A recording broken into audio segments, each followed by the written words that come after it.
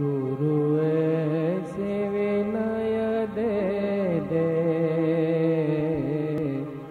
गुणगान करूं तेरा।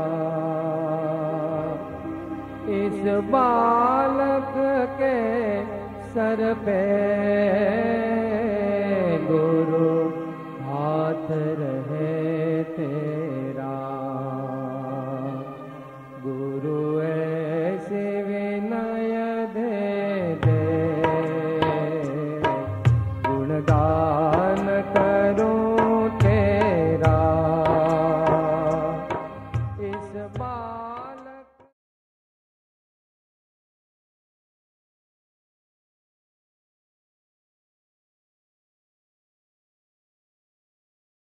ડાયલ્યુટ કરીને લઈશું. મૂળ તો આચાર્ય મહારાજ છે અને ઈસવીસન 975ની આજુબાજુ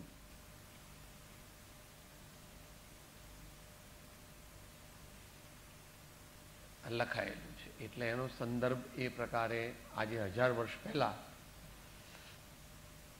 દેશકાળ, લોકોની ધર્મ ભાવના વગેરે થોડા જુદા હતા.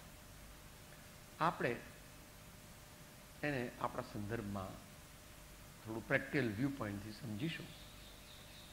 એટલે કદાચ આપણે શબ્દશઃ એને અનુસરી ન શકીએ, પણ આપણે તો આપણું જીવન કલ્યાણ કરવું છે, તો એ જીવન કલ્યાણ કેવી રીતે થઈ શકે એ માટે આપણે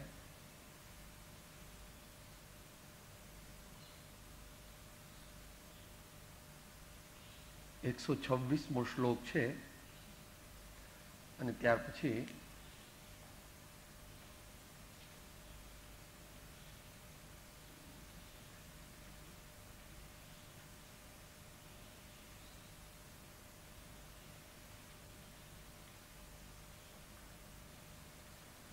ખાલી 5 શ્લોકની અંદર એનો એ જ વિષય લીધો છે. એટલે આપણે માત્ર એને વાંચી જઈશું અને પછી એનો સાર આપણે વિચારીશું.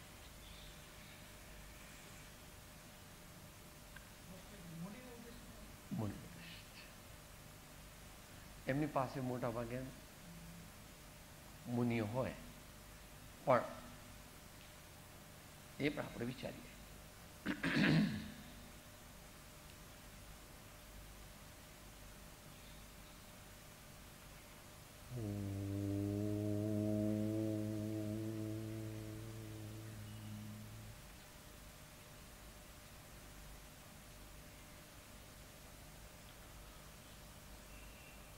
अज्ञानतिमिरान्धानां ज्ञानाञ्जनशलाकया चक्षुः उन्मीलितं येन तस्मै श्री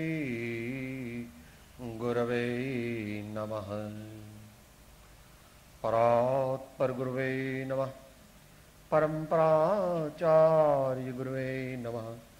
परम गुरवे नमो नमः.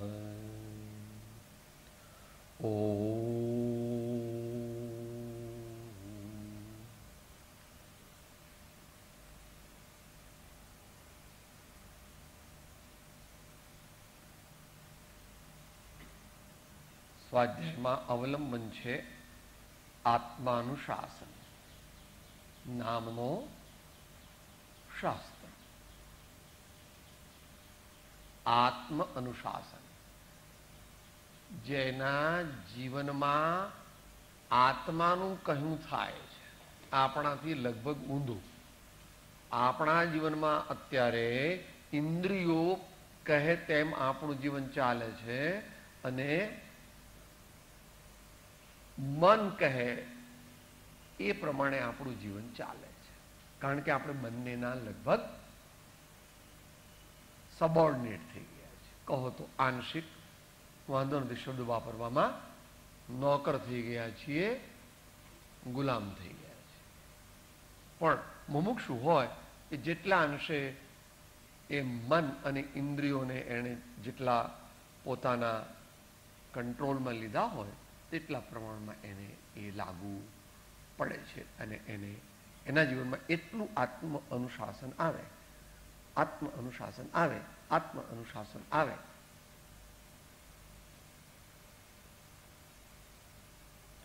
આપણે શા માટે, આપણે જો આત્માનુશાસન આપણા જીવનમાં ન હોય તો આ વાંચવાનો કે જો જે વસ્તુ મુનિ મહારાજને કહેવામાં આવે છે અથવા ત્યાગીજનોને કહેવામાં આવે છે એ જ ડાયલ્યુટેડ ફોર્મમાં આપણને પણ લાગુ પડે છે.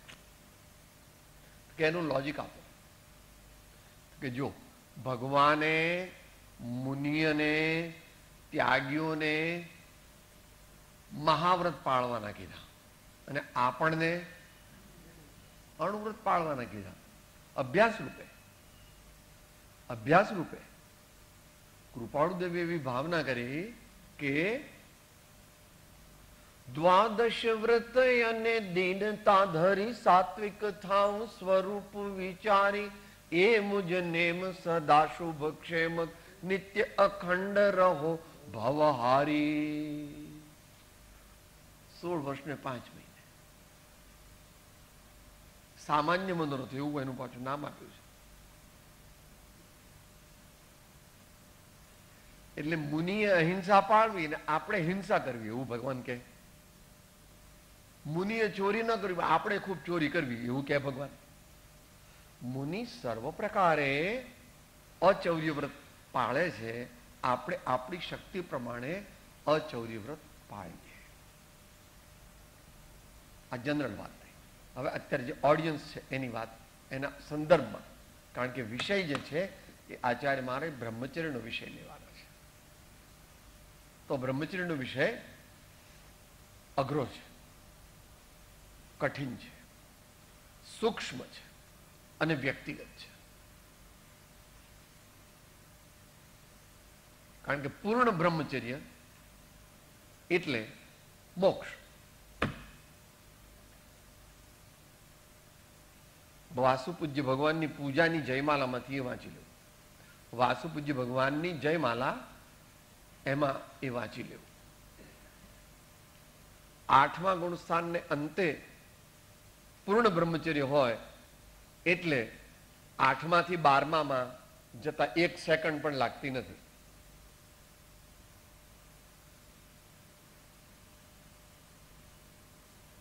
તો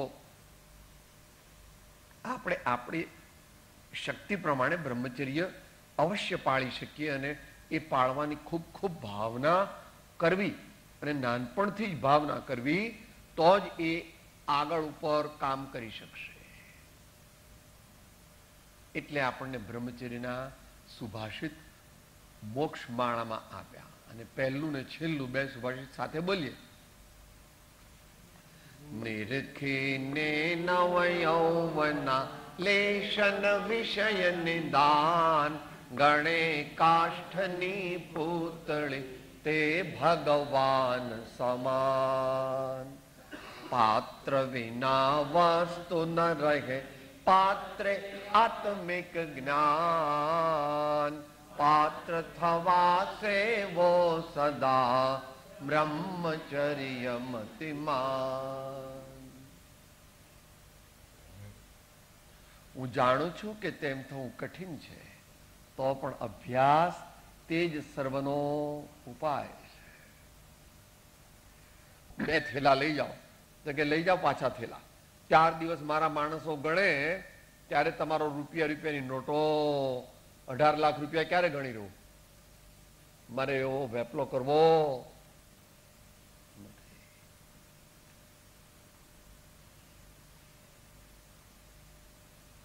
જેવો માલ તેવા દામ ચૂકવવા પડે. મોક્ષ તે સર્વોત્તમ પદ છે, પરમાત્માનું પદ છે. તેને માટે પણ મહાન પુરુષાર્થ કરવો જોઈએ. તે કદાચ એક ભાવમાં પૂરો ન થાય. આપણા જેવા સામાન્ય માણસો છીએ બધા, તો પણ એના દ્રઢ સંસ્કાર લઈ જઈએ એટલે આગલા ભાવમાં પણ એ ચાલુ રહે અને થોડા કાળની અંદર એ કામ પૂરું કરી નાખીએ. તો તમારી દુનિયામાં પણ એવું હોય છે. બહુ કોઈ એવું કામ હોય અને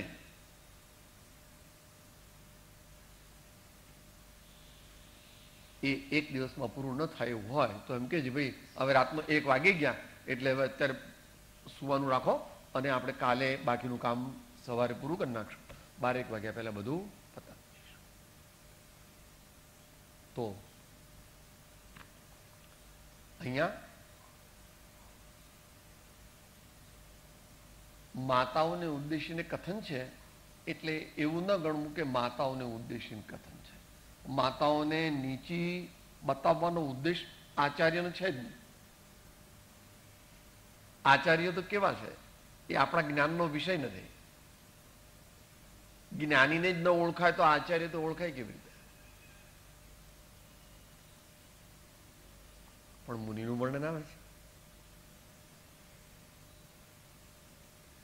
અંતર વિષય વાસના વર્તે બાહિર લોક લાજ ભય ભારે તાતય પરમ દિગંબર મુદ્રા ધારી સકાય નહીં દિન સંસારી ऐसे दुर्धर नग्न परीश साधु जीते शील व्रत धारी निर्विकार बालक वत निर्भय तिनके पायन धोक हमारी निर्विकार बालक वत निर्भय तिनके पायन धोक हमारी.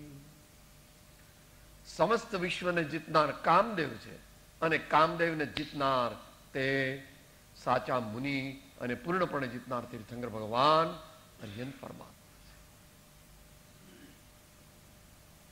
વિચારવું.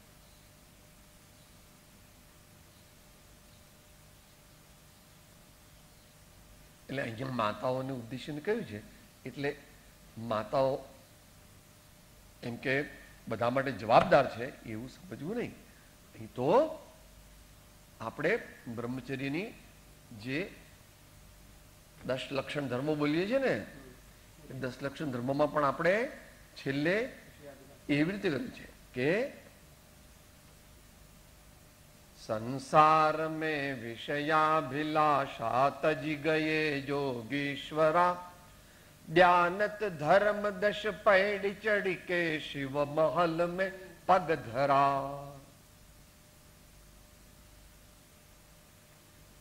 કૃપાળુદેવે પણ બ્રહ્મચર્ય વિશે ઘણું કહ્યું છે. બીજા શાસ્ત્રો પણ છે ત્યાંથી વાંચવા. જ્ઞાનારણવાદી. અહીં તો આપણે આપણી સ્થિતિને સામાન્યપણે દેશકાળને લક્ષ્યમાં રાખીને વિચારીશું. પહેલા દ્રષ્ટાંતથી સમજાવે છે.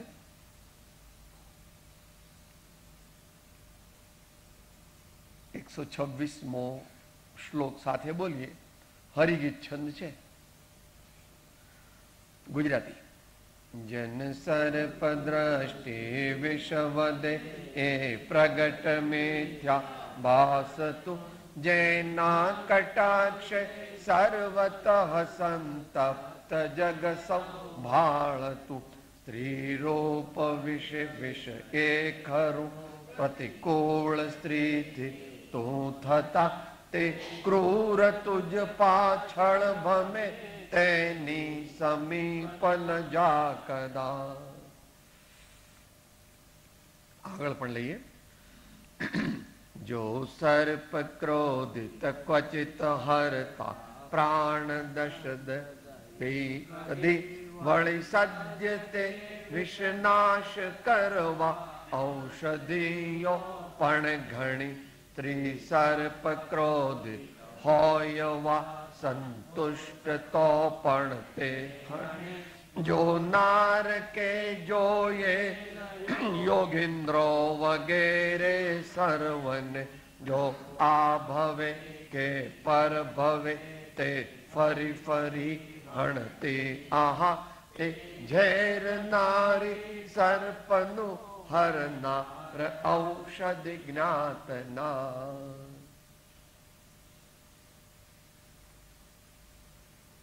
એની આગળ પણ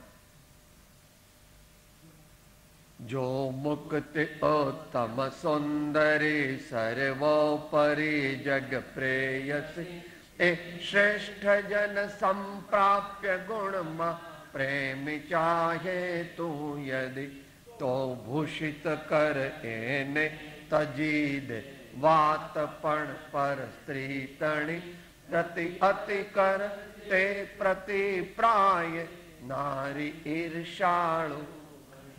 જુદી જુદી રીતે માત્ર આચાર્ય નથી, મહાન કવિ છે, મહાન યોગી છે, મહાન માનસ શાસ્ત્રવેત્તા સાયકોલોજીસ્ટ છે, અને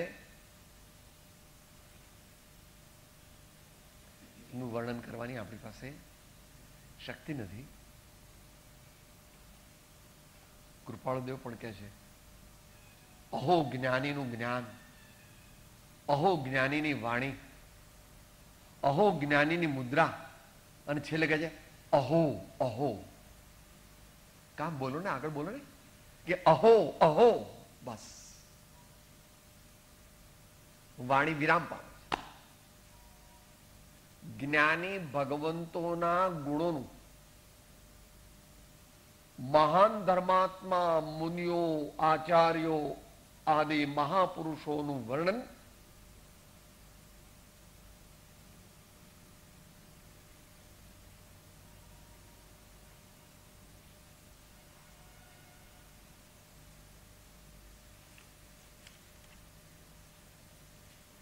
તો સાપની ઉપમા આપી છે કે ભાઈ ઘણા સાપ એવા હોય છે ભયંકર કે એનું દ્રષ્ટિ પડે તો પણ એ મનુષ્ય જે છે એને ઝેર ચડી જાય છે.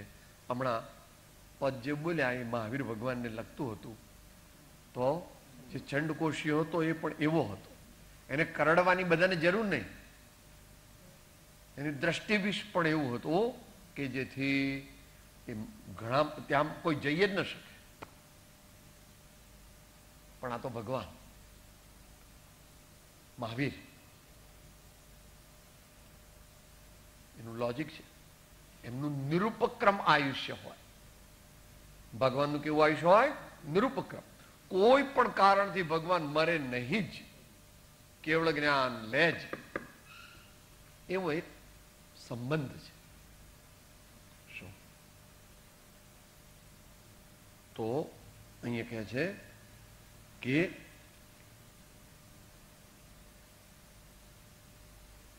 તે સ્ત્રીનો ત્યાગ કર્યો છે એટલે એ ગુસ્સે થઈ છે. આ તો કવિ છે ને, એટલે ગુસ્સે થઈ છે. એટલે તને ગમે તેવી રીતે પાડવા માટે તારી પાછળ ભમે છે, અને એ રીતે તારી સાધનામાં બાધા કરવા માટે જાણે એ ઉદ્યુક્ત છે અથવા ઉદ્યમી છે. પરંતુ તારે જ ખ્યાલ રાખવો પડશે કે તું એનાથી પરાજિત થાય નહીં. તો મુનિ મહારાજ નું બ્રહ્મચર્ય આપણા જ્ઞાનનો વિષય એકદમ બનતું નથી.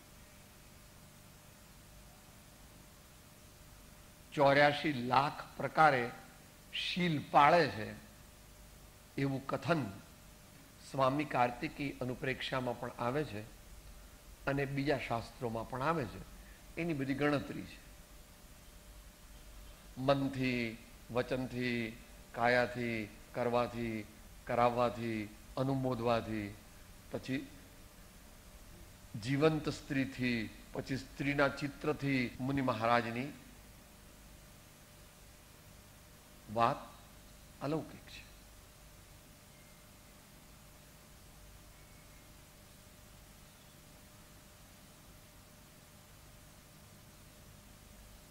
થોડી પણ વિષય લોલુપતા થવાથી ધીમે ધીમે મનુષ્ય એમાં લપટાઈ જાય છે. એમ કૃપાળુદેવ કહે છે, વિષય રૂપયંકુરથી ટળે જ્ઞાન ને ધ્યાન, લેશ મદિરા પાનથી છાકે જમ અજ્ઞાન. એટલા માટે મોટા ભાગના મનુષ્યોને માટે તો લગ્ન રૂપી દીક્ષા ગ્રહણ કરવી એ યોગ્ય છે. લગ્ન રૂપી દીક્ષા છે, સંસ્કાર છે. લગ્ન એ દીક્ષા છે. અત્યારે તો લગ્ન કરાવનારને ખબર નથી, લગ્ન કરનારને ખબર નથી કે આ દીક્ષાઓનું છે. ઘણી જ મોટી જવાબદારી છે. જગતની સમસ્ત સ્ત્રીઓ પ્રત્યે માતૃત્વ કે પુત્રીવત કે ભગીનીવત ભાવ રાખવાની એ પ્રતિજ્ઞા છે. એક સ્વસ્ત્રીને છોડીને આ જગતની સમસ્ત સ્ત્રીઓને એણે છોડી દીધી. મહાપુરુષ છે, મહાપુરુષ છે. પરંતુ અત્યારે તો લગ્ન એટલે શું કોઈને ખબર નથી, કરાવનારને ખબર નથી અને કરનારને ખબર નથી. જૈસે કો મિલે તૈસા. સ્વદારા સંતોષ વ્રતને ધારણ કરનારા ભગવાન શ્રી રામ અને શ્રી સુદર્શન શેઠ હજારો વર્ષ પછી, લાખો વર્ષ પછી આજે સમસ્ત ભારતમાં પૂજાય છે.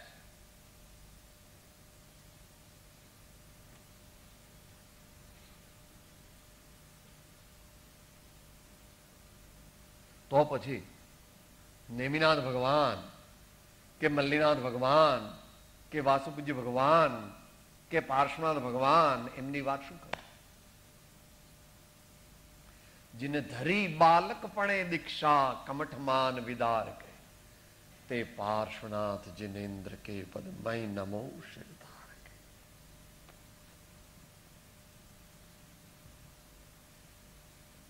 ગહન છે, સૂક્ષ્મ છે, વારંવાર વિચારવા યોગ્ય છે, પણ એકલા વિચારથી બ્રહ્મચર્ય ન પાળાય. એને માટે એને અનુરૂપ આચાર પણ ગોઠવવો પડે.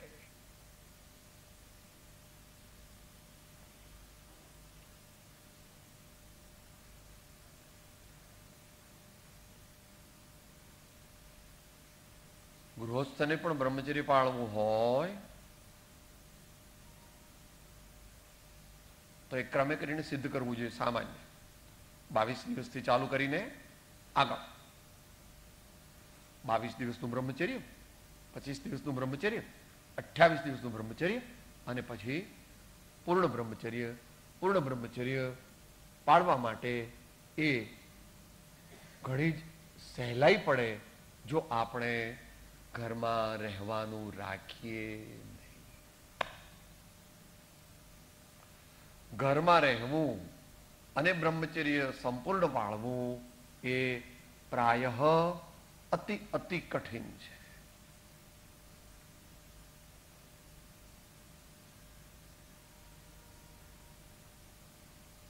એને માટેના પણ નિયમો મહાપુરુષે બને તો જુદા રૂમમાં જ સૂવું એ શ્રેષ્ઠ છે. પણ એટલો આપણી ધર્મપત્નીનો સહયોગ હોવો જોઈએ, એની એટલી ટ્રેનિંગ હોવી જોઈએ, એનો એટલો અભ્યાસ હોવો જોઈએ. મુંબઈ જેવામાં એટલા બધા રૂમો ન મળે તો દૂર દૂર ખાટલા હોવા જરૂરી છે અને ભગવાનના ફોટા હોવા જરૂરી છે. જેવી રીતે સસરાજી આવવાથી ખાનદાન કુટુંબોમાં બહેનો તરત જ આમ કરીને ઓઢી લે છે, અથવા એથી વધારે આપણી રાજસ્થાનમાં તો ઘૂમટો તાણે જે વગેરે હોય જે જેની પદ્ધતિ. એ તો પરમાત્મા અને સદગુરુનું ચિત્રપટ કે એવું હોવાથી આપણને તરત સાવધાની આવી જાય.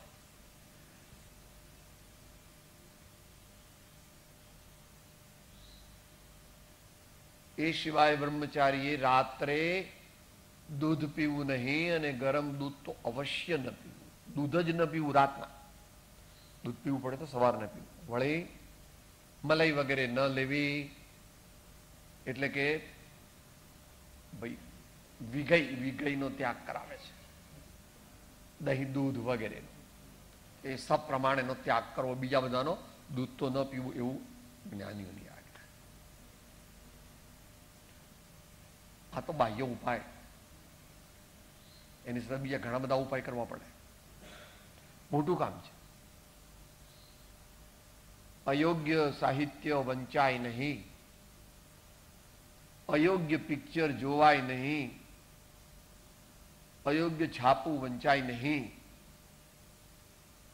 અયોગ્ય ચિત્રો જોવાય નહીં. તો પછી અયોગ્ય ખોરાક લેવાની વાત તો રહેતી નથી કે પરમાટી વગેરે જે છે, અથવા તો જે એનો તો નિષેધ જ હોય, કારણ કે તો નીચેની સ્થિતિમાં નિષેધ થઈ જાય છે.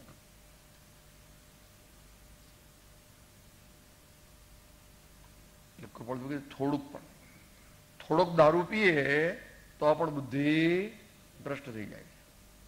કયા દોહરામાં છે? લેશ મદિરા પાનથી છાકે જમ અજ્ઞાન. કેટલામો દોહરો છે?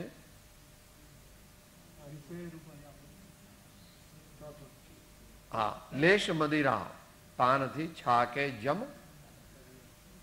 એટલે બ્રહ્મચર્ય પાળવું એ મોટું રાજ્ય જીતવા જેવું છે. મોટો કિલ્લો હોય, દુશ્મનનો ને એને જીતવો હોય તો એનું 40 ફૂટ તો એની દિવાલ છે, અને અંદર બંકો અને મોટા મોટા બકોરાની અંદર તોપો રાખેલી છે. તું ત્યાં પહોંચે એ પહેલા તો તને મારી નાખે. એ મોટો કિલ્લો જીતવા જાય એ પહેલા જ તું દૂરથી જ મરી જાય. પછી પાછળ જવાની ક્યાં વાત? તો પછી એની અંદર એનો દરવાજા ઉપર તું હુમલો કેવી રીતે કરે? એ બધો વિસ્તાર છે. એ તમારે શિવાજીએ બધા ગઢ આલા પણ સિંહ ગયેલા આવું ને. રાયગઢ જીતાઈ ગયો, પરંતુ તાનાજી મરી જાય છે. એ બધી પહેલાના જમાનાની વાતો. આપણે તો અત્યારે અહીંયા આગળ આપણા જીવનમાં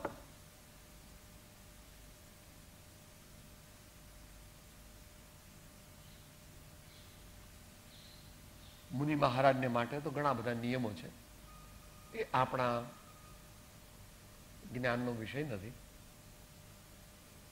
પરંતુ દિગંબર મુનિચર્યા તો પોતે જ એવી છે કે એમાં સંપૂર્ણ બ્રહ્મચર્ય પાળવાની ઘણી અનુકૂળતા રહે છે. વળી દિગંબર મુનિ પણ એ એકદમ આપવામાં આવતું નથી. એની સ્ટેજ વાઇઝ ડેવલપમેન્ટ હોય છે. આ વાત તો સામાન્ય બ્રહ્મચર્યની થઈ. બ્રહ્મચર્ય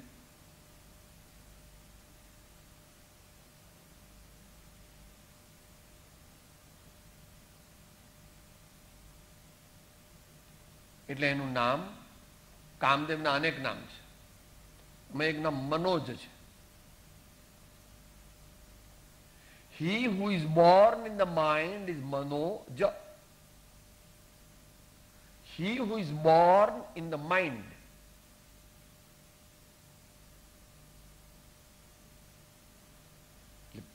કામદેવ પહેલા આપણા મનને જીતે છે.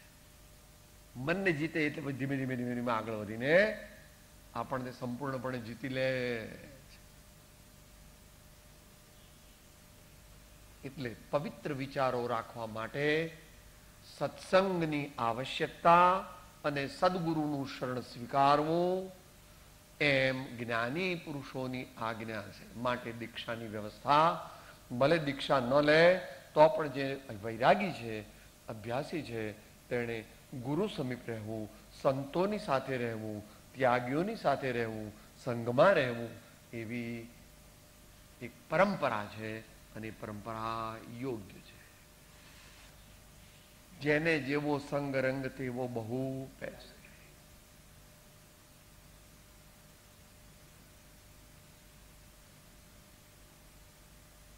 એટલે આવા વિવિધ પ્રકારો આપણે કરીએ તો ધીમે ધીમે ધીમે ધીમે ધીમે ધીમે આપણે બ્રહ્મચર્ય પાળી શકીએ. પરંતુ બ્રહ્મચર્ય એમને પાળવાનો વિચાર કરીએ તો એ ન પડી શકે. એને માટે સદગુરુ, સાધર્મીઓ અને સંઘની સમક્ષ એનો સંકલ્પ કરવો જોઈએ. એટલા માટે દીક્ષા પણ જાહેરમાં લેવામાં આવે છે. દીક્ષા પણ જાહેરમાં લેવામાં આવે છે અને એને માટે જૈન પરંપરામાં બહુ વિશેષ પ્રકારની એની વિધિ અને એનું આખું આયોજન છે. આમ તો સર્વ આમનાયમાં છે, પરંતુ જૈન પરંપરામાં એ બહુ વિશેષ છે અને એનું મહત્વ પણ બહુ મોટું છે. એમ કરીને આપણને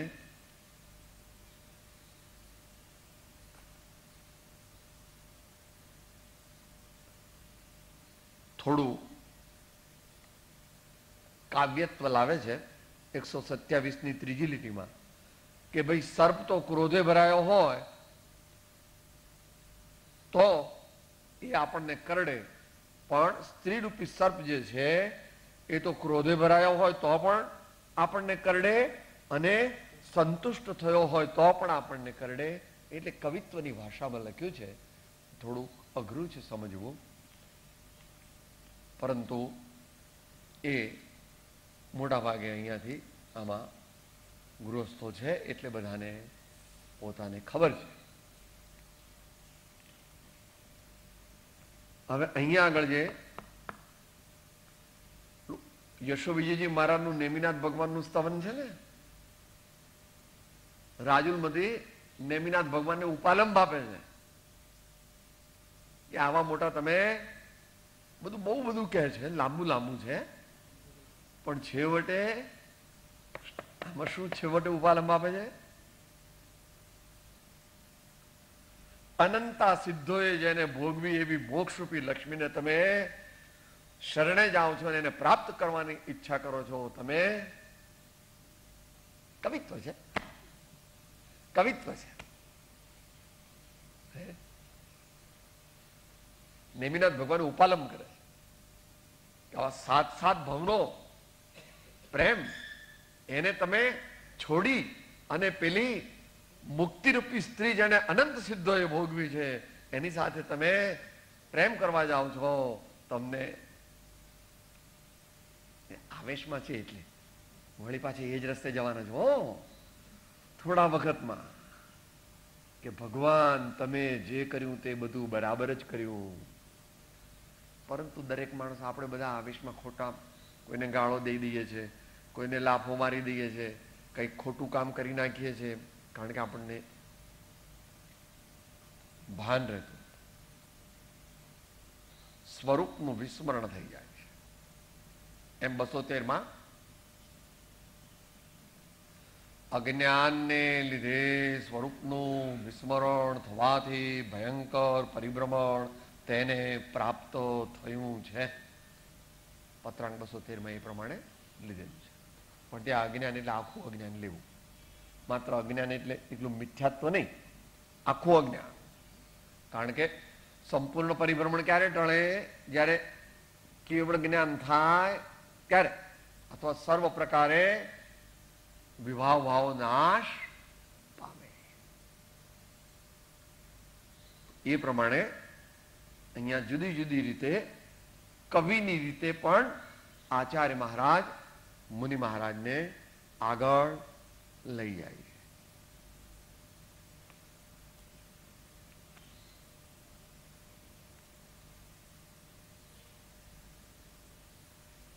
આગળ પણ એનું વર્ણન છે, માત્ર વાંચી જઈએ. 129, 130. વચનો વિમળ જળ શુભ તરંગે વદન કમળે બાહ્ય જા સ્ત્રી રૂપ સરોવર રંગ બુદ્ધિ હિન પીપાસો જાય ત્યાં પણ વિષમ વિષયો મગર કાંઠે પકડી નીચે લઈ જતા ત્યાં કાકલિત થઈ જતા ફરી કદી ન ઉપર આ. એ કમળ લેવા જાય છે એ પહેલા તો હજુ તળાવમાં પડે એને મગરો તાણી જાય છે ને એનું કઈ પત્તો લાગતો. મહાકવિ છે, જુદી જુદી રીતે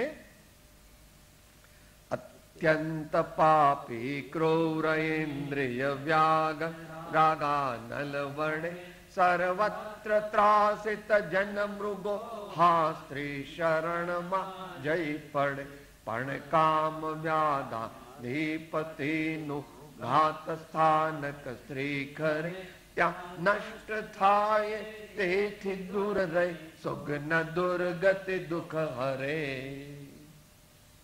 કૃપાળુ દેવી લીધું છે મને લાગે છે 434 454 હા.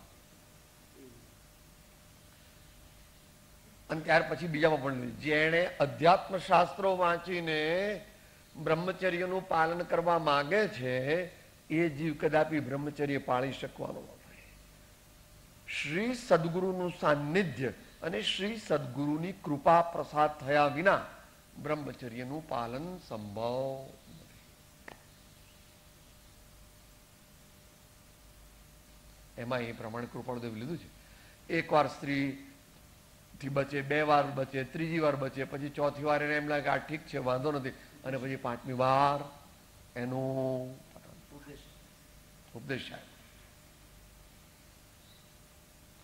એટલા માટે ભગવાને 9 વાડ બાંધી છે, 9 વાડ બાંધી છે, જેનું શિક્ષા પાઠમાં વર્ણન છે મોક્ષમાં. ત્યાંથી વિચાર.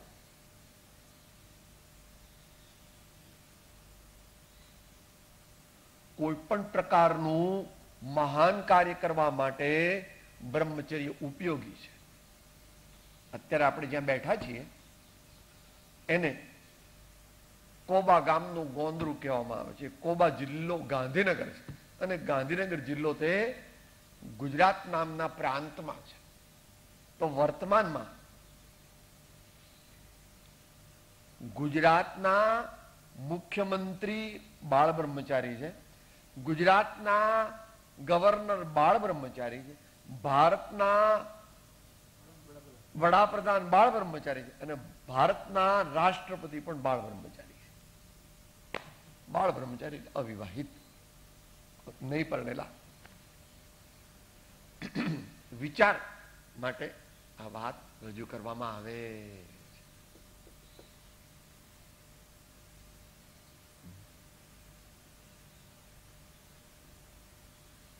માટે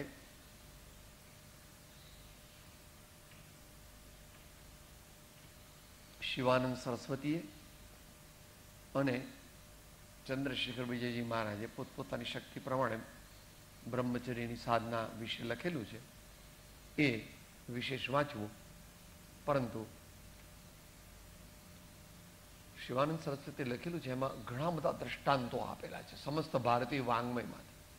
એટલે એ ઇન્ટરેસ્ટિંગ પણ છે. આપણે થોડી પર તો લાવેલા ખલાસ થઈ ગઈ છે. વળી પછી મંગાવવી છે આપણે, એટલે પૂછજો બેનને કે અહીંયા શિવાનંદ આશ્રમમાં પારડીમાં ગુજરાતીમાં મળે તો વધારે સારું, કારણ કે ઘણા લોકોને ગુજરાતી વધારે માફક આવે છે. તો એ હે બ્રહ્મચર્ય સાધના, શિવાનંદ સરસ્વતી બ્રહ્મચર્ય સાધના. પોતે પણ ડાક્ટર હતા, મલેશિયામાં પ્રેક્ટિસ કરતા, અને પછી બાળ બ્રહ્મચારી રહી અને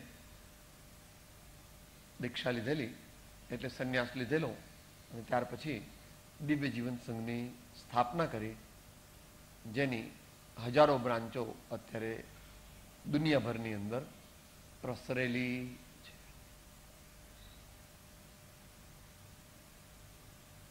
તો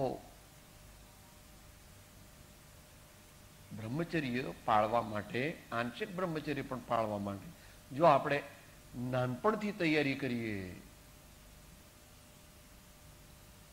2 બાળકની પ્રાપ્તિ થાય પછી સામાન્ય જે ધાર્મિક વૃત્તિવાળો મનુષ્ય છે તે જો બ્રહ્મચર્યની સાધના ચાલુ કરે તો વધારે સારું. એ કઠિન છે તો પણ ધીમે ધીમે ધીમે ધીમે ધીમે કરતા એને બિલ્ડઅપ કરી શકાય.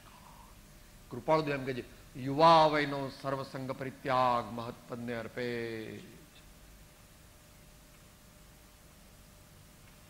વિતરાગ દર્શનમાં તો એ પરિપાટી છે કે એમ કે બ્રહ્મચારી આશ્રમ પછી ગૃહસ્થાશ્રમ પછી વાનપ્રસ્થાશ્રમ એવો ફરજિયાત ક્રમ નથી. બ્રહ્મચર્ય આશ્રમમાંથી સીધા જ સંન્યાસ આશ્રમમાં જઈ શકાવાની વ્યવસ્થા છે, પણ તેને માટે સામાન્ય રીતે કોઈ એવા સંત સાધુ ધર્માત્મા તેના સમાગમમાં રહીએ તો જ તે સંભવે, નહીં તો તે સંભવે નહીં. એ પોતાને માટે પણ ડેન્જરસ છે અને સમાજને માટે પણ ડેન્જરસ છે. એટલે સામાન્ય માણસ તો એ ગૃહસ્થાશ્રમ દીક્ષા લે અને પછી થોડો સમય એ તેના ગૃહસ્થાશ્રમની ફરજનું પાલન કરી અને પછી આગળ ઉપર વિશેષ પ્રકારે બ્રહ્મચર્ય પૂર્ણપણે પાળવાનો યોગ કરે. એ for an average person it is essential and also advisable. પણ જે પૂર્વભવના યોગી છે એને કાંઈ લાગતું, એમની બા ગાતા હતા, શુદ્ધોસી બુદ્ધોસી નિરંજનોસી સંસાર માયા પરિવર્જિતોસી. એમની મમ્મીને ખબર નહીં હોય કેટલો બાબલો 8 મહિનાનો સાંભળે છે, થોડો બાબલો છે. બાબાજી હે જન્મ જન્માંતર કે યુગ યુગ કે યોગી હે. એ પ્રમાણે તમને એમ લાગે સાહેબ આ જૂની જૂની વાતો શું કહો છો? વર્તમાનમાં વિનોબાજી ભાવે તેમની બાએ પોતાના બધાય બાળકોને બાળ બ્રહ્મચારી રહેવાની રજા આપી. ને વિનોબાજી એને માટે પોતાની માતાનું ખૂબ ખૂબ ઋણ અદા કરે છે અને મને વારંવાર કે અલ્યા વિન્યા આમ કર, અલા વિન્યા આમ કર, અલ્યા વિન્યા આમ કર. માં છે ને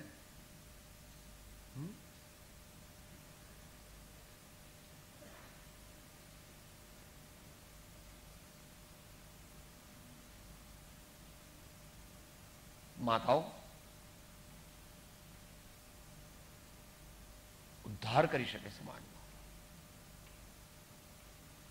પેટમાં પોઢીને સાંભળેલી બાળે રામ લક્ષ્મણની વાત, માતાજીને મુખ જે દીથી ઉડી એની ઊંઘ તે દીથી. આભમાં ઉગેલ ચાંદલો ને જીજી બાઈને આવ્યા બાળુડાને માત હિંચોળે, ધડણ ડુંગરા બોલે શિવાજીને નિંદરું નાવે, માતાજીજી બાઈ ઝુલાવે, માતાજીજી બાઈ ઝુલાવે. આવા બધા પદ પહેલા વાંચવામાં ભણવામાં આવતા. વનરાજનું પણ હતું. વનરાજ ચાવડા રૂપસુંદરી હતા ને, જંગલમાં જન્મ થયો હતો વનરાજનો, જંગલમાં જન્મ થયો હતો. પોઢો પોઢો પારણે મારા બાળુડા વનરાજ, ઝાડની ડાળીએ ઝુલાવું વાલા ગુર્જરના શિરતાજ મારા બાળુડા વનરાજ. એક માતા એ 100 થી વધારે શિક્ષકની ગરજ સારી શકે છે, પરંતુ અત્યારે તો ડિફિકલ્ટ છે. 4 જગ્યાએ જ્યાં આગળ વિકૃતિ નહોતી પહોંચી ત્યાં 4 જગ્યાએ પહોંચી ગઈ. એક છે ન્યાયાધીશ, એક છે સંત, એક છે શિક્ષક અને એક છે માતા. આ 4 સમાજના ઉન્નાયક છે, સમાજના ઉન્નાયક છે. ન્યાયાધીશ, સંત ધર્માત્મા, શિક્ષક જે શિક્ષણ આપે છે, અને માતા જે 7 વર્ષ સુધી સતતપણે સંસ્કારનું સિંચન કરે. જે દેશમાં આ 4 મહાન હોય એ દેશ અતિ ઉન્નત થાય. આપણે પણ વારંવાર એ વિશે વિચાર કરવા યોગ્ય છે.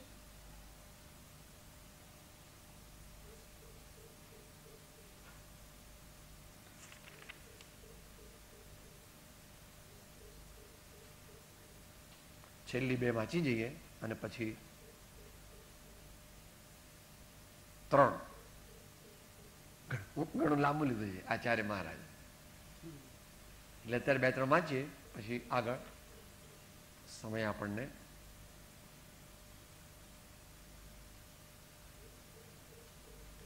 ક્યાંથી બાકી છે?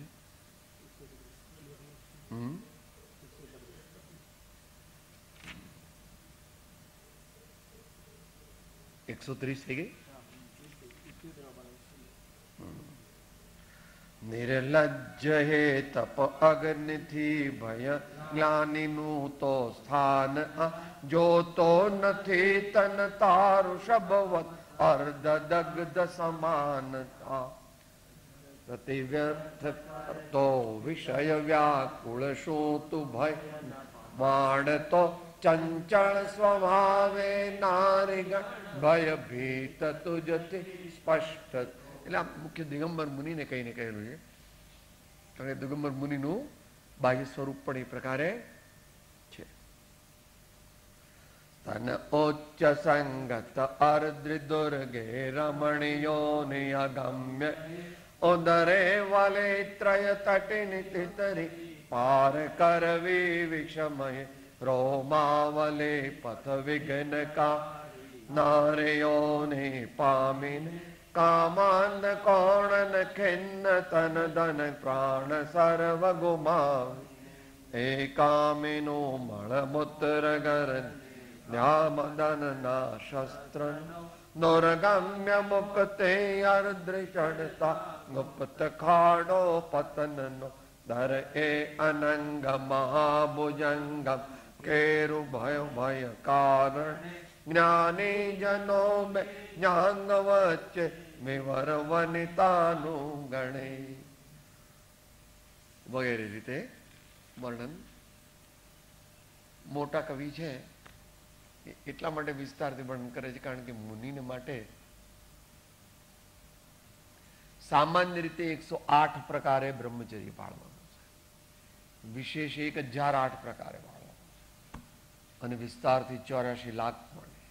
84 લાખ એ કર્ણન યોગની અપેક્ષા, એ કે આપણા જ્ઞાનમાં ના આવે, એ તો કેવળી ભગવાન જાણે. એ બધાને માટે એક રીતે પાળવું હોય મુનિ મહારાજને,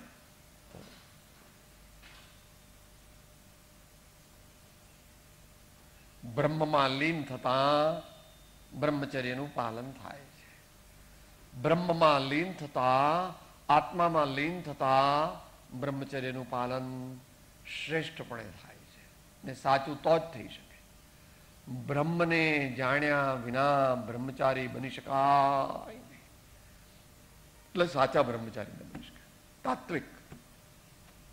માટે મહાપુરુષો કહે છે કે લાખો કરોડો ઉપાયો એ કરીને પણ શ્રી બ્રહ્મનિષ્ઠ સદગુરુદેવથી બ્રહ્મ તત્વનું જ્ઞાન પ્રાપ્ત કરવું પણ કોને?